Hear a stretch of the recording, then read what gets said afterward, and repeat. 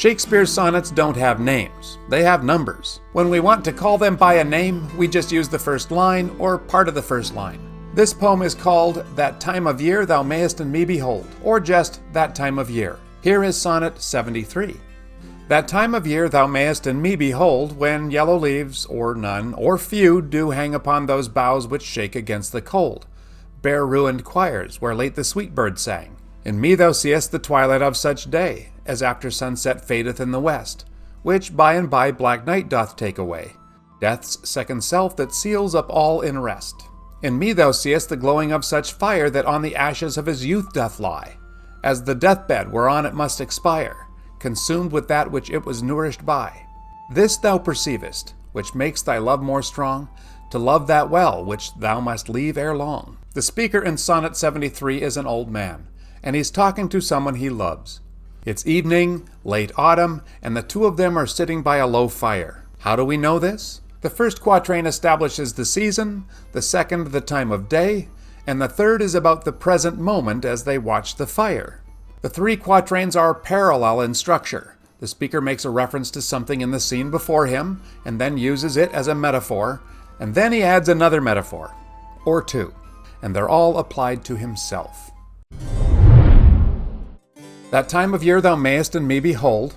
He says, you can see this time of year in me. The seasons have long been used by poets as metaphors for the stages of a person's life.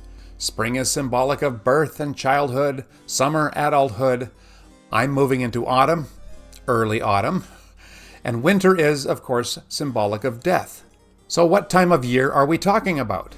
It's that time of year when yellow leaves, or none, or few, do hang upon those boughs which shake against the cold.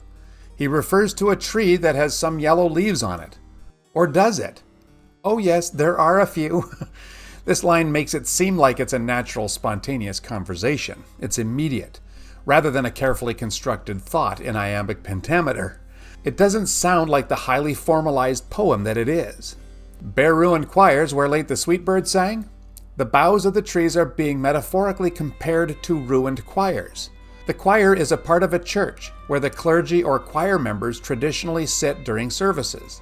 It's located between the nave and the sanctuary, where the altar is situated. The birds no longer sing in this tree because they've all flown south for the winter. There are lots of metaphorical levels here. The birdless tree is being compared to an empty cathedral. The ruined, dilapidated cathedral and the leafless, shaky tree and the late autumn season are all metaphors for the old man. That's a lot of metaphor packed into 4 lines that have to be in iambic pentameter and have an A-B rhyme scheme. Shakespeare is so good, and the metaphors don't stop. In the second quatrain, he compares himself to the current time of day. The time of day is twilight, after the sun has gone down, and there's still some light left in the sky, but the darkness is deepening. Here, the day is a metaphor for life. This too is a common trope, metaphorically comparing the span of life to a day. Birth is sunrise, and childhood is the morning. The afternoon is adulthood, evening is old age, death is night.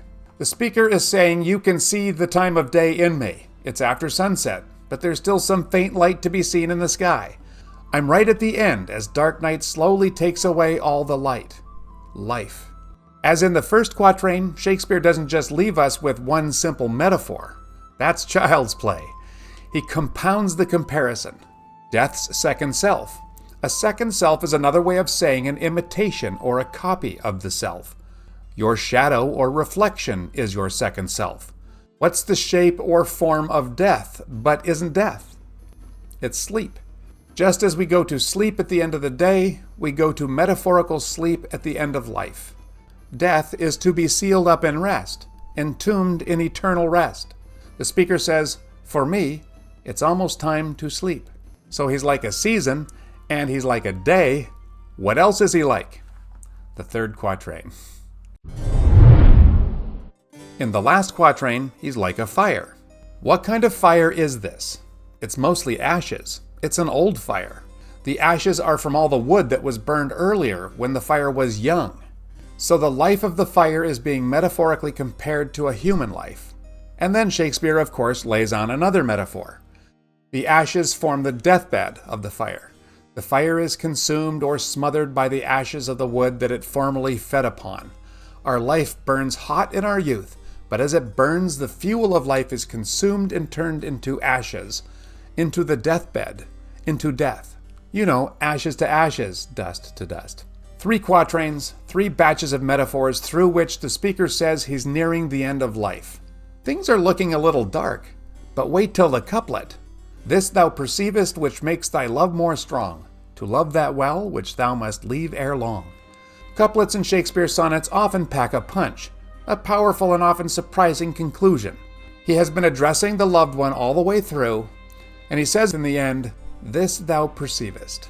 So what is the this? The fact that his death is very close. And the effect of this awareness is that the love between them gets stronger. Very cool. But we are not done yet. My favorite thing about this sonnet is yet to be discussed. This poem moves through metaphors for death from year to day to moment. Death is getting closer and closer, and you couldn't be blamed if you thought that the tone of this poem should be sad, but it isn't. The couplet turns it all around. As death gets closer, love increases. This is what the couplet says, but there's more subtle support for this idea. Besides love, did you notice anything else increasing through this section? Look at color. The first part is virtually colorless. If you would paint a picture of it, it would be a variety of grays and browns. Oh yeah, there might be some hints of yellow, but it's hardly noticeable. The second quatrain has a little more color. The sky holds on to some of the light and presumably the color of the sunset. And in the last part we have the most color. The fire glows. We all see in our mind's eye that red-orange color of glowing embers. So color grows through the poem. And so does temperature. The first quatrain is shivering cold. The second warms up a bit because the light of the sunset still lingers. And the third is red-orange hot. Shakespeare complements the increase of love with the images of increasing color and temperature. So cool, eh? You know how when they interview old people these days and ask them for advice on how to live well, they almost always say that we should not spend our time pursuing wealth, fame, beauty, or pleasure. Instead, we should invest in people, into relationships with family and friends. Shakespeare figured this out 400 years ago, and he shows it to us in this beautiful sonnet. Thank you, and we'll see you next time.